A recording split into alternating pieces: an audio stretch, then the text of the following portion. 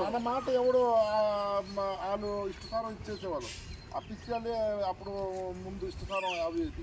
ఇప్పుడు ఏంటంటే పబ్లిక్ చేతిలో ఇవన్నీ తేవాలా మనం ఎలా చేస్తే అలాగ అవ్వాలి అలా చెయ్యరు వీళ్ళు ఇష్టసారం చేస్తారంటే ఎలాగవుతుంది ఇప్పుడు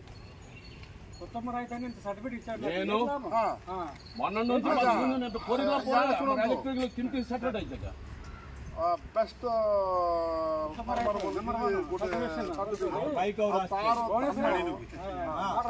बाइक और अरे स्क्रीन आने के बाद अरे देखो मैंने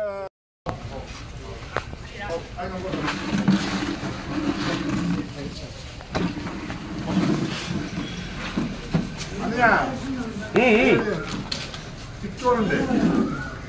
సీజన్లో నేను మిల్లులు వస్తున్నాయి అన్ సీజన్లో కానీ మిల్లు రావడం లేదంటే అదే స్విచ్ చేస్తాను ଗୋଟେ କଥା ଦେଖନ୍ତୁ ଆଜ୍ଞା ଏବେ ଅନ୍ ସିଜନ୍ରେ ଯେଉଁ ମିଲ୍ ମାନେ କିଣିବା ପାଇଁ ମନା କରୁଛନ୍ତି ସେମାନଙ୍କୁ ସିଜ୍ କରନ୍ତୁ ସିଜନ୍ ବେଳକୁ ଯେଉଁ ମିଲ୍ ଯାକ ଆସୁଛି କିଣିବା ପାଇଁ ଆପଣ କହିଲେ କାହିଁକି ସେ ମିଲ୍ ବାଲା ମାନେ କିଣିବେ ନା ହଁ तुम किनिदियो रखिदियो तुमको आम कौन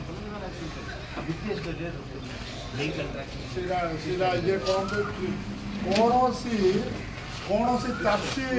रिटर्न गला बोले मुझे शुणी ना आनला पर न किनला से कौन कर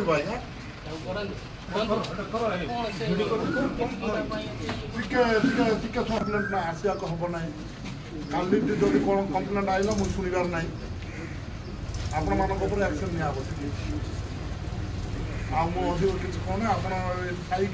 चाषी मैंने कौन ये कर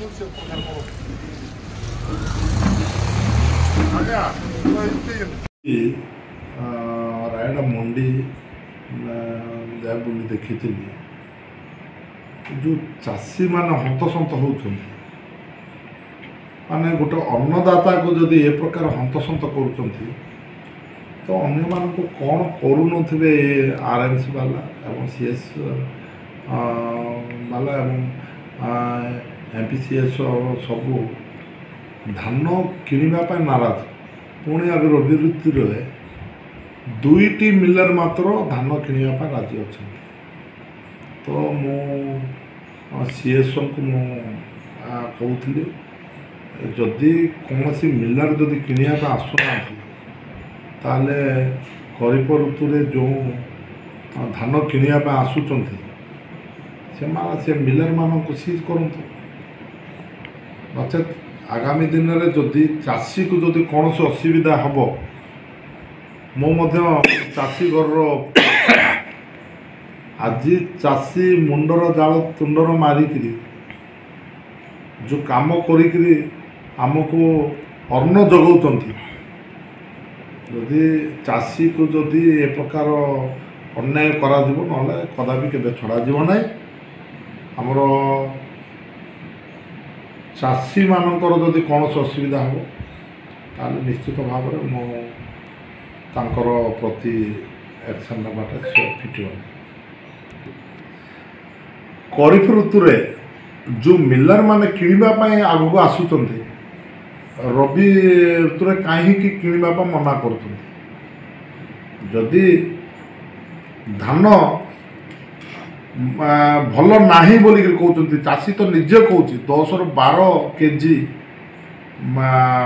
माइनस करने 10 ରୁ 12 केजी काटुंट दुखर विषय आज्ञा गोटे चाषी जदि क्विंटाल पिछा 12 केजी कटा जाऊँगी ताले चाषी कौन लाभ हो आज जदि मिलर्स माने जदि रबी ऋतु जदि किणवाई चाहूना ताले ता प्रति सीएस को अनुरोध करुचे ता प्रति एक्शन नबार अच्छे और दृढ़ कार्यानुष्ठान जदि नेब ना